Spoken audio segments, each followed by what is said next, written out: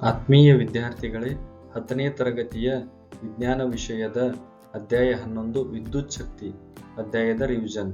ಒಟ್ಟು ಅಂಕಗಳು 8, ಒಟ್ಟು ಪ್ರಶ್ನೆಗಳು 4, 1 ಅಂಕದ 2, 2 ಅಂಕದ 1, 4 ಅಂಕದ 1 ಪ್ರಶ್ನೆ. ಸಂಕೇತಗಳನ್ನು ಬರೆಯುವುದು.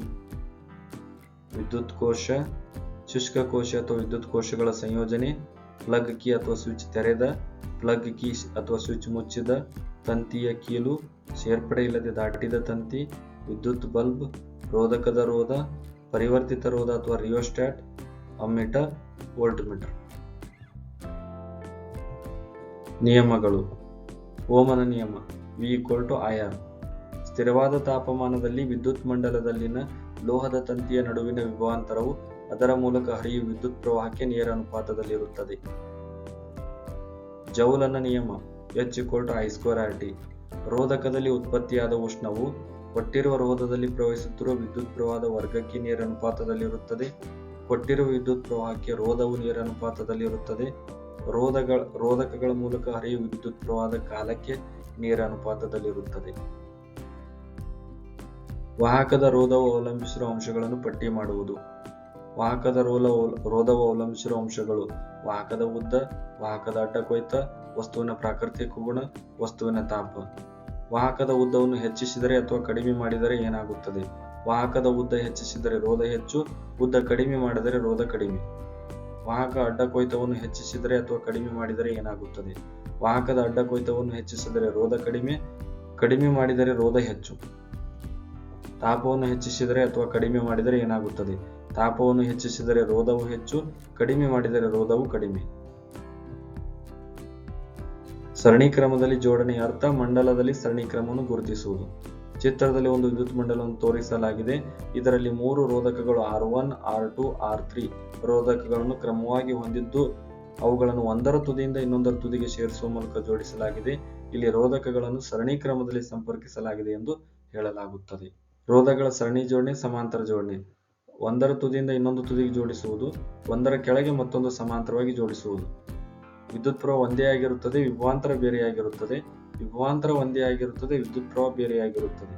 ಸರಣಿ ಜೋಡಣೆ ಸೂತ್ರ R1+R2+R2+R3. ಸಮಾಂತರ ಜೋಡಣೆ 1/Rp=1/R1+1/R2+1/R3. ಯಾವುದಾದರೂ ಒಂದು ಘಟಕ ವಿಫಲವಾದರೆ ಮಂಡಲವು ಮುರಿದು ಹೋಗುತ್ತದೆ ಮತ್ತು ಉಳಿದ ಯಾವುದೇ ಘಟಕಗಳು ಕಾರ್ಯನಿರ್ವಹಿಸುವುದಿಲ್ಲ. ಸಮಾಂತರ ಜೋಡಣೆ ಅನುಕೂಲ: ವಿದ್ಯುತ್ ಪ್ರವಾಹ ವಿಭಜಿಸುತ್ತದೆ, ರೋಧ ಕಡಿಮೆ ಇರುತ್ತದೆ. ಸಮಾಂತರ ಜೋಡಣೆ ಅರ್ಥ. ಮಂಡಲದಲ್ಲಿ ಸರಣಿ ಕ್ರಮವನ್ನು ಗುರುತಿಸುವುದು. ಚಿತ್ರದಲ್ಲಿ ತೋರಿಸಲಾದ ರೋಧಕಗಳ ಜೋಡಣೆ ಯಾವುದೇ 3 ರೋಧಕಗಳನ್ನು ಒಟ್ಟಿಗೆ A ಮತ್ತು B ಗಳ ನಡುವೆ ಪರಸ್ಪರ ಸಮಾಂತರವಾಗಿ ಸಂಪರ್ಕಿಸಲಾಗಿದೆ. ಇಲ್ಲಿ ರೋಧಕಗಳನ್ನು ಸಮಾಂತರವಾಗಿ ಸಂಪರ್ಕಿಸಲಾಗಿದೆ ಎಂದು ಹೇಳಲಾಗುತ್ತದೆ. R1, R2, R3.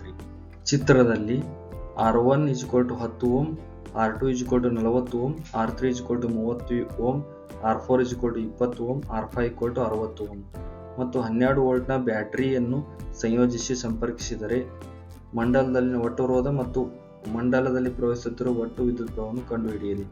ನಾವು ಮಂಡಲದಲ್ಲಿ ಸಮಾಂತರವಾಗಿ ಜೋಡಿಸಿರುವ ರೋಧಕಗಳಾದ R1 ಮತ್ತು R2 ಗಳನ್ನು ಸಮಾನ ರೋಧ ಹೊಂದಿರುವ R' ರೋಧಕದಿಂದ ಬದಲಾಯಿಸುತ್ತೇವೆ ಎಂದು ಭಾವಿಸೋಣ. ಹಾಗೆಯೇ ನಾವು ಸಮಾಂತರ ಜೋಡಣೆಯಲ್ಲಿರುವ ರೋಧಕಗಳಾದ R3, R4 ಮತ್ತು R5 ಗಳನ್ನು ಒಂದು ಸಮಾನ ರೋಧ ಹೊಂದಿರುವ R" ರೋಧಕದಿಂದ ಬದಲಾಯಿಸಿದಾಗ ಸಮೀಕರಣ 1/Rp=1/10+1/40=5/40 ಅಂದರೆ R'8 ಓಂ. 1/R"+1/30+1/20+1/20 6/60 ಓಂ. ಆದ್ದರಿಂದ ಒಟ್ಟು ರೋಧ R+R'+R" 18 ಓಂ. ವಿದ್ಯುತ್ ಪ್ರವಾಹವನ್ನು ಲೆಕ್ಕಾಚಾರ ಮಾಡಲು ನಾವು ಓಮ್ನ ನಿಯಮವನ್ನು ಬಳಸುತ್ತೇವೆ. ಆಗ I=V/R=12/18 ಆಂಪಿಯರ್. ಕೊಟ್ಟಿರುವ ವಿದ್ಯುತ್ ಮಂಡಲವನ್ನು ಗಮನಿಸಿ. ಮಂಡಲದ ಒಟ್ಟು ರೋಧವನ್ನು ಮತ್ತು ಮಂಡಲದಲ್ಲಿ ಹರಿಯುತ್ತಿರುವ ಒಟ್ಟು ವಿದ್ಯುತ್ ಪ್ರವಾಹವನ್ನು ಲೆಕ್ಕಾಚಾರ ಮಾಡಿ. 1/Rp=1/R1+1/R2+1/R3 1/2+1/4+1/4 2+1+1/4=4/4 Rp+R4=1+5=6 I=V/R=6/6 ampere. ಕೊಟ್ಟಿರುವ ವಿದ್ಯುತ್ ಮಂಡಲವನ್ನು ಗಮನಿಸಿ. ಮಂಡಲದ ಒಟ್ಟು ರೋಧವನ್ನು ಮತ್ತು ಮಂಡಲದ ಹರಿಯುತ್ತಿರುವ ಒಟ್ಟು ವಿದ್ಯುತ್ ಪ್ರವಾಹ ಲೆಕ್ಕಾಚಾರ ಮಾಡಿ.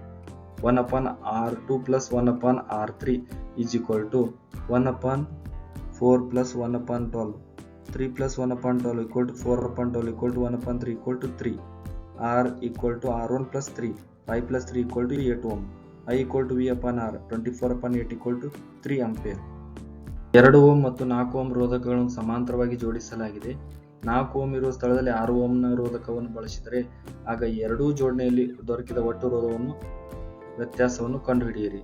ಮೊದಲನೇ ಜೋಡಣೆಯಲ್ಲಿ ದೊರಕಿದ ಒಟ್ಟು ರೋಧ 1 upon Rp dash equal to 1 upon R1 plus 1 upon R2 1 upon 2 plus 1 upon 4 equal to 2 plus 1 upon 4 equal to 3 upon 4. Rp dash equal to 4 upon 3 ohm equal to 1.33 ohm. ಎರಡನೇ ಜೋಡಣೆಯಲ್ಲಿ ದೊರಕಿದ ಒಟ್ಟು ರೋಧ 1 upon Rp2 equal to 1 upon R1 plus 1 upon R2 1.2 plus 1 upon 6 equal to 3 plus 1 upon 6 equal to 4 upon 6. Rp2 equal to 6 upon 4 equal to 3 by 2 equal to 1.5 ohm.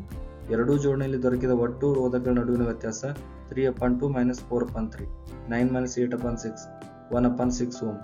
ಎರಡೂ ಜೋಡಣೆಯಲ್ಲಿ ದೊರಕಿದ ಒಟ್ಟು ರೋಧಕಗಳ ನಡುವಿನ ವ್ಯತ್ಯಾಸ Rp2 minus 1 upon Rp1 equal to 1.5 minus 1.33 equal to 0.17 ohm. ಈ ಮಂಡಲದ ಒಟ್ಟು ರೋಧ ಮತ್ತು ಒಟ್ಟು ವಿದ್ಯುತ್ ಪ್ರವಾಹ ಕಂಡುಹಿಡಿಯಿರಿ.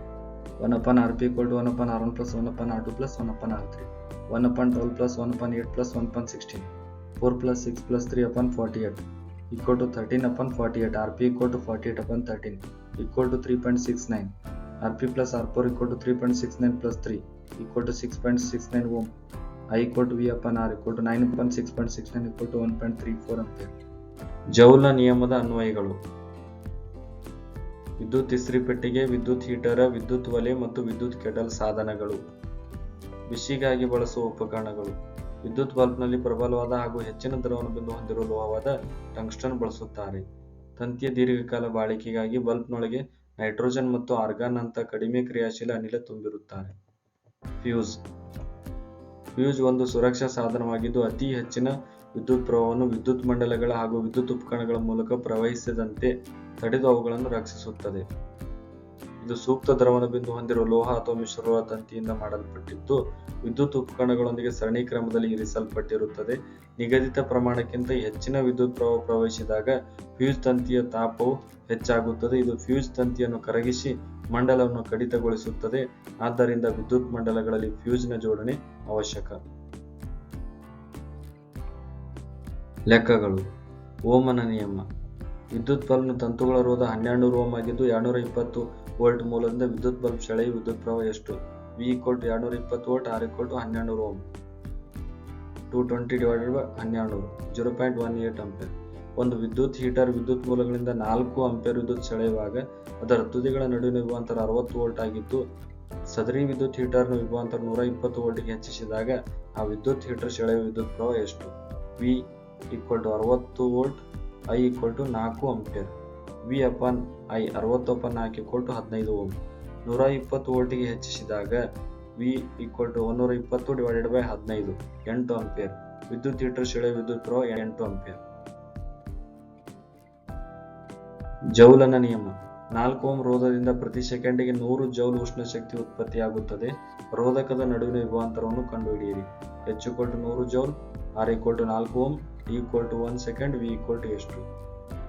I equal to square root of H divided by RT. 100 upon 4 ohm into 1 second equal to 5 ohm, 5 ampere.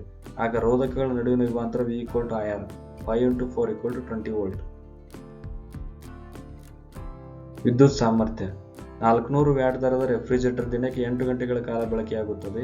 1 kilo watt ಅವರಿಗೆ 3 ರೂಪಾಯಿಯಂತೆ 30 ದಿನಗಳವರೆಗೆ ಕಾರ್ಯನಿರ್ವಹಿಸುವ ಶಕ್ತಿಯ ಮೌಲ್ಯವೇನು? 30 ದಿನಗಳ ರೆಫ್ರಿಜರೇಟರ್ ಬಳಸಿದ ಒಟ್ಟು ಶಕ್ತಿ 400 ವ್ಯಾಟ್ ಇಂಟು 8 ಗಂಟೆ ಇಂಟು 30 ದಿನಗಳು 96,000 watt hour equal to 96 kilo watt hour. 1 kilo watt ಅವರಿಗೆ 3 ಅಂತೆ 30 ದಿನಗಳವರೆಗೆ ರೆಫ್ರಿಜರೇಟರ್ ಬಳಸಿದ ಒಟ್ಟು ಶಕ್ತಿ 96 ಕಿಲೋ ವ್ಯಾಟ್ ಅವರ್ ಇಂಟು 3 ಪ್ರತಿ kilo watt hour equal to 288 ರೂಪಾಯಿ. 350 ವ್ಯಾಟ್ ಸಾಮರ್ಥ್ಯದ ಬ್ರೆಡ್ ಟೋಸ್ಟರ್ ದಿನಕ್ಕೆ 6 ಗಂಟೆಗಳ ಕಾಲ ಬಳಕೆಯಾಗುತ್ತದೆ. 250 ವ್ಯಾಟ್ ಸಾಮರ್ಥ್ಯದ ಇಸ್ತ್ರಿ ಪೆಟ್ಟಿಗೆ ದಿನಕ್ಕೆ 4 ಗಂಟೆಗಳ ಕಾಲ ಬಳಕೆಯಾಗುತ್ತದೆ. ಈ ಉಪಕರಣಗಳನ್ನು 30 ದಿನಗಳ ಕಾಲ ಬಳಸಿದರೆ 1 ಕಿಲೋ ವ್ಯಾಟ್ ಅವರಿಗೆ ರೂಪಾಯಿ 4ರಂತೆ ಉಪಯೋಗಿಸಿದ ಶಕ್ತಿಯ ಒಟ್ಟು ಮೌಲ್ಯ ಲೆಕ್ಕಾಚಾರ ಮಾಡಿ. 350 watt into 6 hour into 30 63,000 watt hour equal to 63 kilo watt hour. 250 watt into 4 hour into 30 30,000 watt hour 30 kilo watt hour. 63 plus 30 93 kilo watt hour. 93 into 4 ರೂಪಾಯಿ 372 ರೂಪಾಯಿಗಳು. ವಿದ್ಯುತ್ ಪ್ರವಾಹ ವಿದ್ಯುದಾವೇಶಗಳ ಪ್ರವಾಹದ ದರವನ್ನು ವಿದ್ಯುತ್ ಪ್ರವಾಹ ಎನ್ನುವರು. ವಿದ್ಯುತ್ ಪ್ರವಾಹ ಸೂತ್ರ I q upon T 1 ampere 1 coulomb upon 1 second. ವಿದ್ಯುತ್ ಪ್ರವಾಹದ ಅಂತಾರಾಷ್ಟ್ರೀಯ ಏಕಮಾನ ಆಂಪಿಯರ್. ವಿದ್ಯುತ್ ಪ್ರವಾಹ ಅಳೆಯಲು ಬಳಸುವ ಸಾಧನ ಅಮ್ಮೀಟರ್. ಅಮ್ಮೀಟರ್ನ್ನು ವಿದ್ಯುತ್ ಮಂಡಲ ಸರಣಿ ಕ್ರಮದಲ್ಲಿ ಜೋಡಿಸುತ್ತಾರೆ. ವಿದ್ಯುತ್ ವಿಭವಾಂತರ ವಿದ್ಯುತ್ ಪ್ರವಾಹವು ವಿದ್ಯುತ್ ಮಂಡಲದಲ್ಲಿ ಒಂದು ಏಕಮಾನ ಆವೇಶವನ್ನು ಒಂದು ಬಿಂದುವಿನಿಂದ ಇನ್ನೊಂದು ಬಿಂದುವಿಗೆ ತರುವಲ್ಲಿ ಆಗುವ ಕೆಲಸವನ್ನು ವಿದ್ಯುತ್ ವಿಭವಾಂತರ ಎನ್ನುವರು. ವಿದ್ಯುತ್ ವಿಭವಾಂತರ ಸೂತ್ರ V W upon Q. ಅಂತಾರಾಷ್ಟ್ರೀಯ ಏಕಮಾನ ವೋಲ್ಟ್. ವಿದ್ಯುತ್ ವಿಭವಾಂತರ ಅಳೆಯಲು ಬಳಸುವ ಸಾಧನ ವೋಲ್ಟ್ ಮೀಟರ್. ವೋಲ್ಟ್ ಮೀಟರ್ ಅನ್ನು ವಿದ್ಯುತ್ ಮಂಡಲದಲ್ಲಿ ಸಮಾಂತರವಾಗಿ ಜೋಡಿಸುತ್ತಾರೆ. ಯಾವುದೇ ಅನುಕ್ರಮ ವಿದ್ಯುತ್ ವಾಹಕದ ಎರಡು ಬಿಂದುಗಳ ನಡುವೆ ಒಂದು ಕೂಲಂಬ್ ಆವೇಶವನ್ನು ಒಂದು ಬಿಂದುವಿನಿಂದ ಇನ್ನೊಂದು ಬಿಂದುವಿಗೆ ತರುವಲ್ಲಿ 1 ಜೌಲ್ ಕೆಲಸ ನಡೆದರೆ ಇದನ್ನು 1 ವೋಲ್ಟ್ ವಿಭವಾಂತರ ಎನ್ನುವರು. 1 V 1 J upon 1 C ಎನ್ನುವರು. ವಿದ್ಯುತ್ ಮಂಡಲ ವಿದ್ಯುತ್ ಪ್ರವಾಹದ ನಿರಂತರ ಮತ್ತು ಆವೃತ ಮಾರ್ಗವನ್ನು ವಿದ್ಯುತ್ ಮಂಡಲ ಎನ್ನುವರು. ವಿದ್ಯುತ್ ವಿಭವ ವಾಹಕದಲ್ಲಿ ವಿದ್ಯುತ್ ಒತ್ತಡದ ವ್ಯತ್ಯಾಸ ಅಂದರೆ ವಿಭವಾಂತರವಿದ್ದಾಗ ಮಾತ್ರ ಎಲೆಕ್ಟ್ರಾನ್ಗಳು ಚಲಿಸುವುದನ್ನು ವಿದ್ಯುತ್ ವಿಭವ ಎನ್ನುವರು. ಒಂದು ಅಥವಾ ಅಧಿಕ ವಿದ್ಯುತ್ ಕೋಶಗಳಿಂದ ಕೂಡಿದ ಬ್ಯಾಟರಿಗಳಿಂದ ಉತ್ಪಾದಿಸಬಹುದು. ವಿದ್ಯುತ್ ರೋಧ ವಾಹಕದಲ್ಲಿ ಪ್ರವಹಿಸುವ ಆವೇಶಗಳ ಪ್ರವಾಹವನ್ನು ವಿರೋಧಿಸುವ ವಾಹಕದ ಗುಣವನ್ನು ರೋಧ ಎನ್ನುವರು. SI ಏಕಮಾನ ಓಮ್. ವಿದ್ಯುತ್ ಪ್ರವಾಹವು ರೋಧಕ್ಕೆ ವಿಲೋಮಾನುಪಾತದಲ್ಲಿರುತ್ತದೆ. ವಾಹಕದ ರೋಧವನ್ನು ದ್ವಿಗುಣಗೊಳಿಸಿದರೆ ವಿದ್ಯುತ್ ಪ್ರವಾಹದ ದರವು ಅರ್ಧದಷ್ಟಾಗುತ್ತದೆ. 1 ಓಮ್ 1 ವೋಲ್ಟ್ ಅಪಾನ್ 1 ಆಂಪಿಯರ್. ರೋಧಕ ಒಂದು ವಾಹಕವು ಗಣನೀಯವಾದ ರೋಧವನ್ನು ಹೊಂದಿದ್ದರೆ ಅದನ್ನು ರೋಧಕ ಎನ್ನುವರು. ಪರಿವರ್ತಿತ ರೋಧ ವಿದ್ಯುತ್ ವಿಭವಾಂತರದ ಮೂಲವನ್ನು ಬದಲಾಯಿಸದೆ ವಿದ್ಯುತ್ ಪ್ರವಾಹವನ್ನು ನಿಯಂತ್ರಿಸಲು ಉಪಯೋಗಿಸುವ ಉಪಕರಣವನ್ನು ಪರಿವರ್ತಿತ ರೋಧ ಎನ್ನುವರು. ವಿದ್ಯುತ್ ಮಂಡಲದಲ್ಲಿ ಅನೇಕ ಬಾರಿ ರೋಧವನ್ನು ಬದಲಾಯಿಸಲು ರಿಯೋಸ್ಟಾಟ್ ಎಂಬ ಸಾಧನವನ್ನು ಬಳಸುತ್ತಾರೆ. ರೋಧಶೀಲತೆ ρ RA upon L. ರೋಧಶೀಲತೆ SI ಏಕಮಾನ ಓಮ್ ಮೀಟರ್. ಲೋಹಗಳು ಮತ್ತು ಮಿಶ್ರಲೋಹಗಳು ಕಡಿಮೆ ರೋಧಶೀಲತೆ ಹೊಂದಿರುತ್ತವೆ. ಅವು ವಿದ್ಯುತ್ತಿನ ಉತ್ತಮ ವಾಹಕಗಳು. ಟಂಗ್ಸ್ಟನ್ ವಿದ್ಯುತ್ ಬಲ್ಬ್ ತಂತುವಾಗಿ ಬಳಸುತ್ತಾರೆ. ರೋಧಶೀಲತೆ ಹೆಚ್ಚು. ತಾಮ್ರ ಮತ್ತು ಅಲ್ಯೂಮಿನಿಯಂನ್ನು ಸಾಮಾನ್ಯವಾಗಿ ವಿದ್ಯುತ್ ಪ್ರಸರಣ ಮಾರ್ಗದಲ್ಲಿ ಬಳಸುತ್ತಾರೆ ಏಕೆಂದರೆ ರೋಧಶೀಲತೆ ಕಡಿಮೆ. ರಬ್ಬರ್ ಗ್ಲಾಸ್ನಂತಹ ಅವಾಹಕಗಳು ಹೆಚ್ಚಿನ ರೋಧಶೀಲತೆ ಹೊಂದಿರುತ್ತವೆ. ಅವು ವಿದ್ಯುತ್ತಿನ ಅವಾಹಕಗಳು. ವಿದ್ಯುತ್ ಸಾಮರ್ಥ್ಯ ಕೆಲಸ ಮಾಡುವ ದರವೇ ಅಥವಾ ಶಕ್ತಿಯ ಬಳಕೆ ದರವನ್ನು ಸಾಮರ್ಥ್ಯ ಎನ್ನುವರು. P VI P I2R P V2 upon R. ವಿದ್ಯುತ್ ಸಾಮರ್ಥ್ಯದ SI ಏಕಮಾನ ವ್ಯಾಟ್. ಒಂದು ವಿದ್ಯುತ್ ಸಾಧನವು 1 ವೋಲ್ಟ್ ವಿಭವಾಂತರದಲ್ಲಿ ಕಾರ್ಯನಿರ್ವಹಿಸಿದಾಗ ಅದರ ಮೂಲಕ 1 ಆಂಪಿಯರ್ ವಿದ್ಯುತ್ ಪ್ರವಾಹ ಪ್ರವಹಿಸುತ್ತದೆ. ವಿದ್ಯುತ್ ಸಾಧನದಲ್ಲಿ ಬಳಕೆಯಾದ ವಿದ್ಯುತ್ ಸಾಮರ್ಥ್ಯ 1 ವ್ಯಾಟ್ ಆಗಿರುತ್ತದೆ. 1 ವ್ಯಾಟ್ 1 ವೋಲ್ಟ್ ಇಂಟು 1 ಆಂಪಿಯರ್. ದೊಡ್ಡ ಏಕಮಾನ ಕಿಲೋವ್ಯಾಟ್ ಗಂಟೆ. 1 kilowatt hour 3.6 into 10⁶ watt second ಅಥವಾ ಜೌಲ್. ಧನ್ಯವಾದಗಳು.